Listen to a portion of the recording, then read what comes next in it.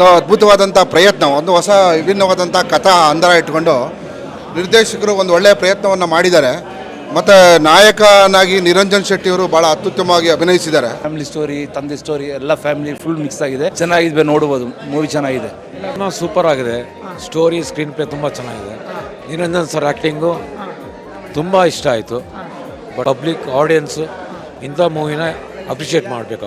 ಈಗಿನ ಸಿನಿಮಾ ಮಾತ್ರ ಸೂಪರ್ ಇದೆ. ಈಗಿನ ಟ್ರಾಜಿಡಿ ಮಾತ್ರ ಖಂಡಿತವಾಗೂ ತುಂಬ ಜನ ಎಲ್ಲ ನೋಡ್ತಾರೆ. ತುಂಬ ಕಾಮಿಡಿ ಇದೆ, ತುಂಬ ಸೀರಿಯಸ್ ಇದೆ, ವೆರಿ ಗುಡ್ ನ್ಯೂಸ್ ಕೂಡ ಇದೆ. ಇನ್ನೂ 2 ಸಾರಿ ನೋಡಿದ್ರು ಕೂಡ ಖಂಡಿತ ಬೇಜಾರಾಗುತ್ತೆ. 31st ಡೇಸ್ ಮೂವಿ ತುಂಬ ಚೆನ್ನಾಗಿದೆ. ನಿರಂಜನ್ ಸರ್ ತುಂಬ ಚೆನ್ನಾಗಿ ಮಾಡಿದ್ದಾರೆ. ಆ ಹುಡುಗಿನೂ ಕೂಡ ತುಂಬ ಚೆನ್ನಾಗಿ ಆ್ಯಕ್ಟ್ ಮಾಡಿದ್ದಾರೆ. ಒಂದು ಒಳ್ಳೆಯ ಸಿನಿಮಾ. ನಾಗವೇಣಿಯವರು ಪ್ರೊಡ್ಯೂಸರ್ ಆಗಿ ಪ್ರಥಮ ಬಾರಿಗೆ ಒಂದು ಒಳ್ಳೆಯ ಸಿನಿಮಾವನ್ನು ಕರ್ನಾಟಕದ ಜನತೆಗೆ ಕೊಟ್ಟಿದ್ದಾರೆ. ನಿರಂಜನ್ ಶೆಟ್ಟಿ ಮತ್ತು ಪ್ರಜ್ವಲ್ ಸುವರ್ಣ ನಾಯಕ ನಾಯಕಿಯರಾಗಿ ಬಹಳ ಅದ್ಭುತವಾಗಿ ಅಭಿನಯಿಸಿದ್ದಾರೆ. ಒಂದು ಹೊಸತನ ಇದೆ.